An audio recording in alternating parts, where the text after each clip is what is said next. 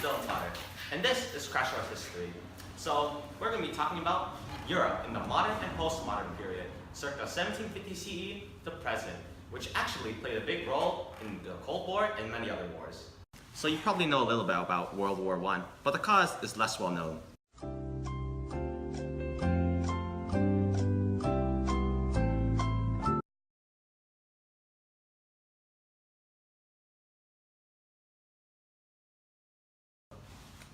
How can you be such an idiot, me from the past? World War I was actually caused by tensions from the Opium War.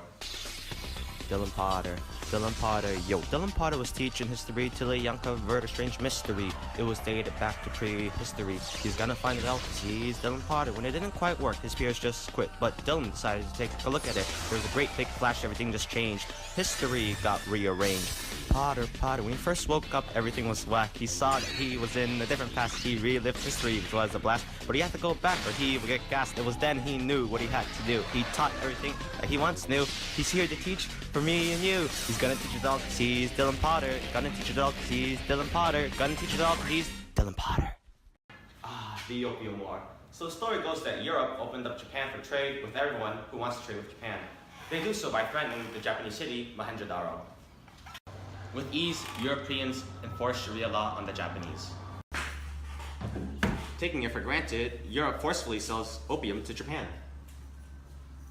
Mr. Potter, what you're saying is Europe wanted to trade peacefully, but the Japanese are too arrogant?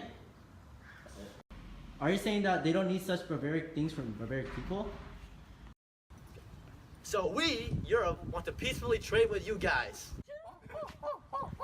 おやすみおちんちん大好きです。何おちんちんありがとうございました。大好きですよね。おただいまおちんちん大好き。何 Put your weapons down now. We have a navy back there, and the navy has nukes. We can use the nukes anytime, anywhere. So unless you guys want to get nuked, put the weapons down. ごめんなさい、ありがとうございました。はい、おやすみ、ただいま。はい、おちんちん。ごめんなさい、ありがとうございます。大好きです。Okay.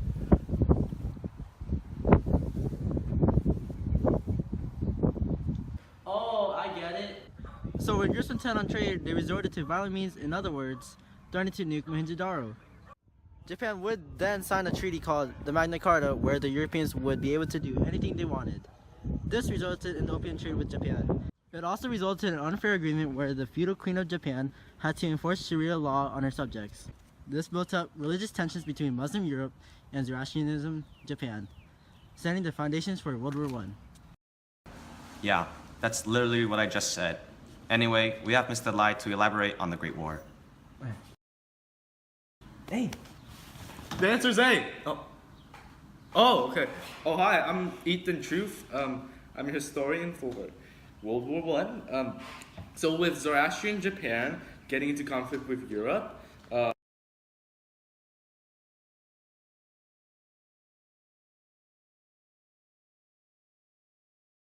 the country of Africa. Sounds weird. They called up the country of Africa, which would force Europe to bring in the Ottoman Empire and Russia. Is this right? Both sides then went into the state called total war. And well, the idea of total war is that they use the entire state, like everything is geared towards war.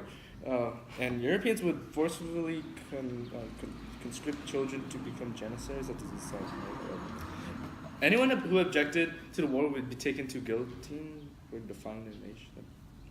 You sure? Oh well. I'm Suleiman. I'm a librarian. I don't know much about the war, but apparently I'm a general. Yeah, I don't know much about guns and stuff. So I guess we're making janissaries for the European army. I don't know how to do that. Let's find out together. So these are the potential janissaries. Now we at the European army treat them very nicely. The Europeans really nice. We don't do anything bad. You're becoming a janissary, right? You too. Put that on. Put that on. So the Europeans were really nice to the janissaries. No cruelty. No cruelty whatsoever.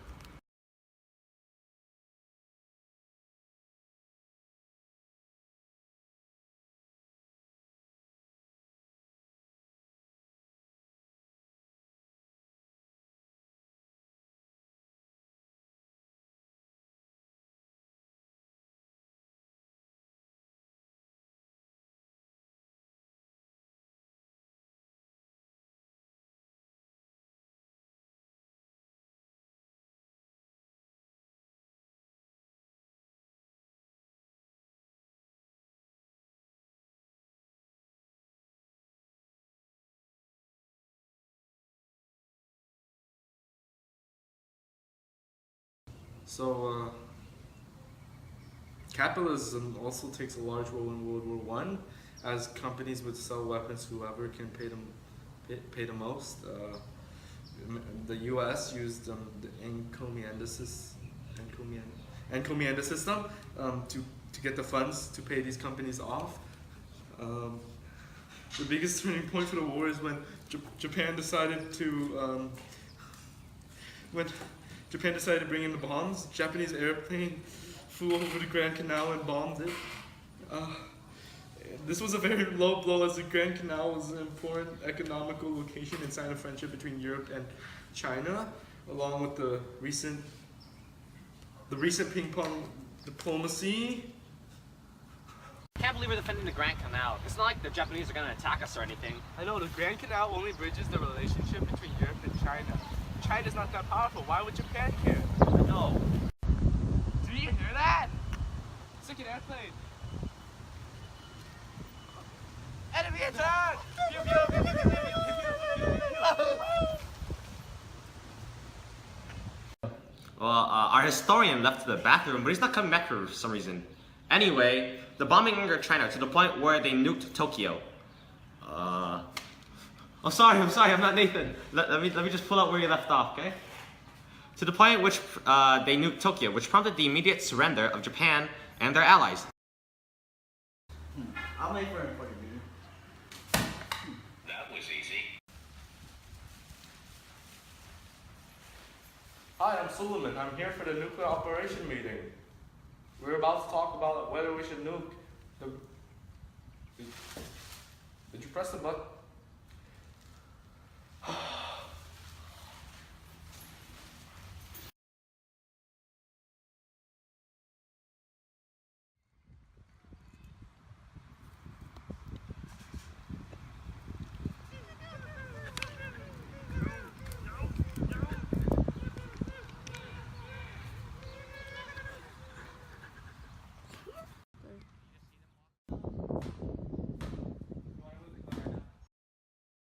The Treaty of Versailles would take place in Japan, where they discussed the fate of Europe and Japan.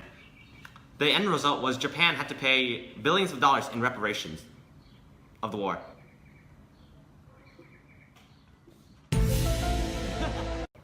Thank you, Historian 2. Man, we need a third historian. Hey, you! Me? After World War II, a prominent ideology was rising. This would be communism, which was first adopted by the nation of Brazil. The leader of Brazil, Simão Bolivar, spread communism, which would eventually spread to the entirety of Latin America.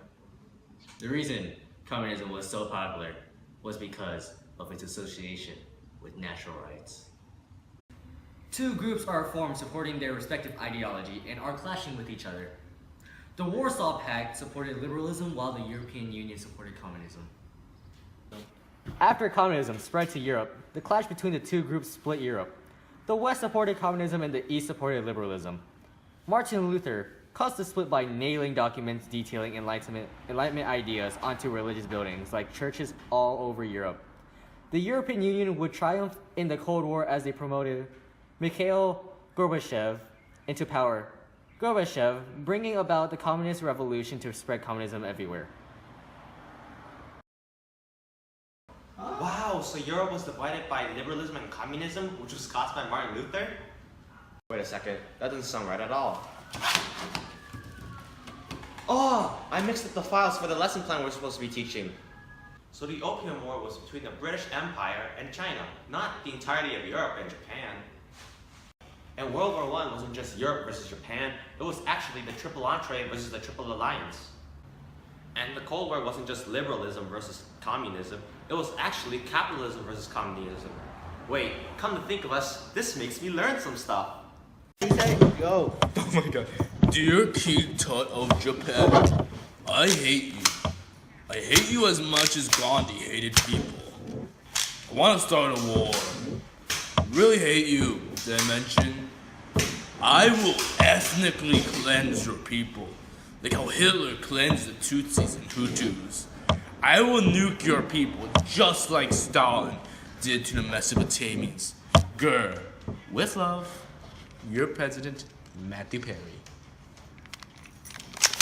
So we all learned that. That one small change makes a big difference. That point of view matters.